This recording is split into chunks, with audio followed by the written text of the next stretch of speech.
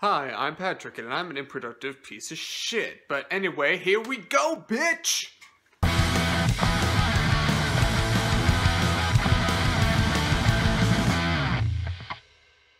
Hey guys, Pat Keebler here for Would You Spend a Day with Tim Allen, WYSADWTA. Back at it finally for another CD collection update, which may or may not end up being more of a monthly series rather than a weekly series. Just because money for not just me and my family is just a bit tight right now, so, you know, we're just trying to, secure, whatever money we can until I get more hours at work, or, until we win the lottery or something.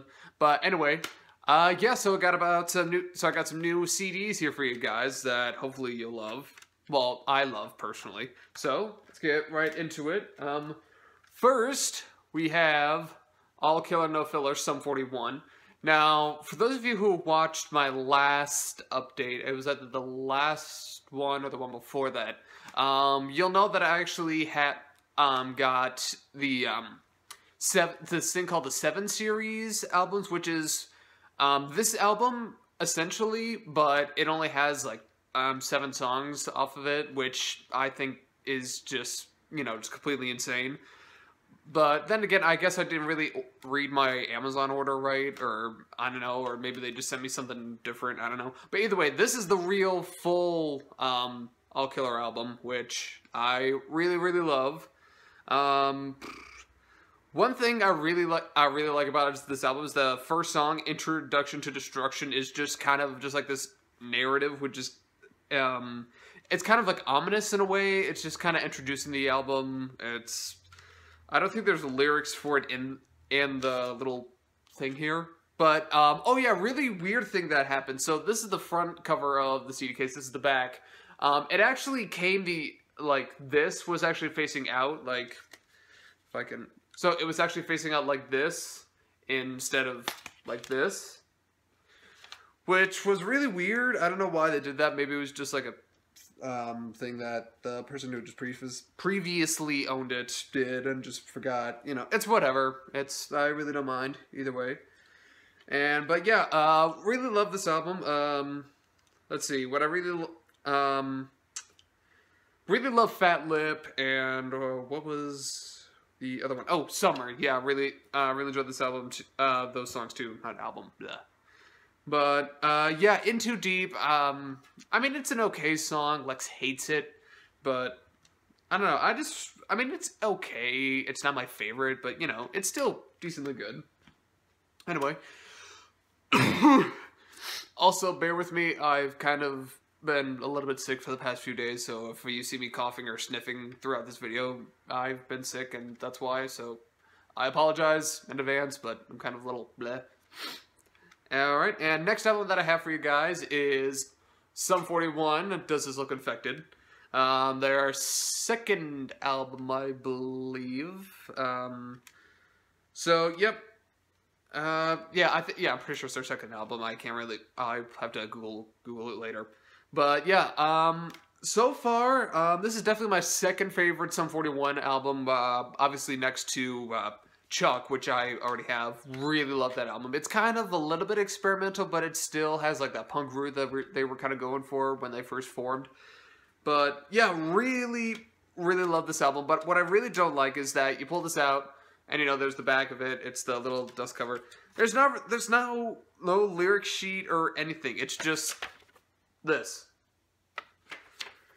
I mean, which kind of really sucks, because I really.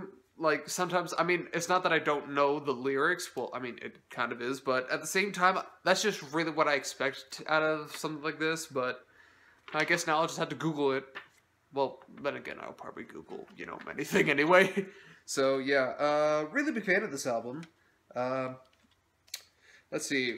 Favorite songs off of this, I'd definitely say, definitely Thanks for Nothing.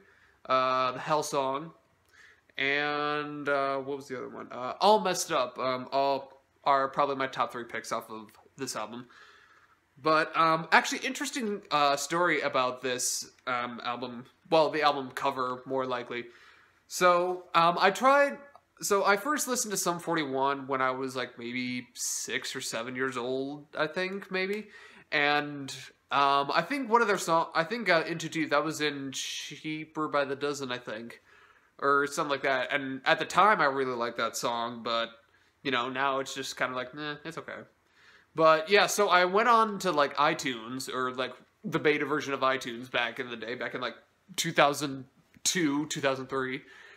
And, you know, I went on there, like, I was, like, looking up, you know, like, Sum 41 songs. And then it was like, oh, okay, so here's the cool songs. And then I saw the cover art for this album, and it just petrified me. Like, I was borderline traumatized just by the cover itself. Because it was just so weird to me just to see, you know, like, this guy just, like, putting, like, his finger in, like, a bullet hole inside of his head. But it was just so terrifying to me. And that and the songs on here, like, they just sounded, like, so, like, petrifying to me, like, at the time. But, again, I was, like, 5 to 6 years old at the time.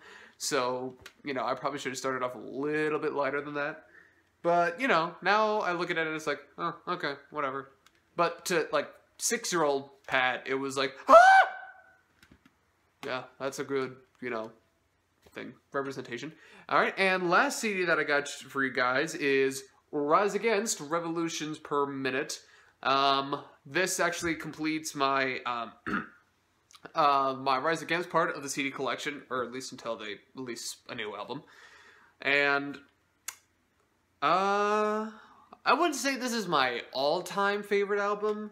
Well, I guess I shouldn't say not all-time favorite album, but, like, I don't hate the album. I actually really like it, and at the end of the album, they actually do a cover of Any Way You Want It by Journey, which is actually really good. Or, at least I think it's really good. Some people don't. But, you know, screw them. Yeah, again, it's not necessarily my least favorite album. It's okay. It's, I mean, again, it's only their second album, and for me, like, I think they really started to get good when they, released Siren Songs of Counterculture, which I believe was their third album, I believe. So, yeah. And, so yeah, this and their first album, which is, The Unraveling, I believe. I had to remember the name. So, yeah, both of those, albums, they were released on Fat Records, and then they switched to Geffen Records for their third album, I believe. And, so yeah, pretty much the first two albums kind of just sound like, actually kind of almost sounds like NoFX, like a NoFX album almost, but again, they were signed, that's because they were probably signed to Fat Records at the time, and it was like the early 2000s, and you know, edgy, hardcore bands, you know, Totes, XD, whatever. Oh god, I just became emo trash in like 5 seconds, didn't I? Way to go, Patrick! Alright, but I'm not dying, I swear. But anyway, so those are the CDs that I have for you guys. Again, this might end up being either a monthly or perhaps maybe a bi-weekly series as opposed to a weekly series, because, you know, CDs are kind of expensive. Well, at least the CDs I want anyway.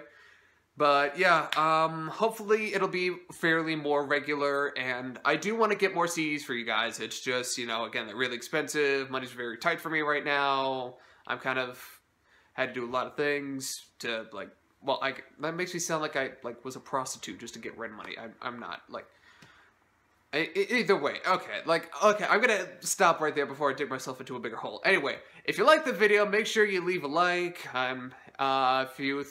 If you have any other CD suggestions or bands you think I should listen to, make sure you leave a comment down below. And again, make sure to like the video and don't forget to subscribe. And once again, I'm Pat Keebler for WYSADWTA.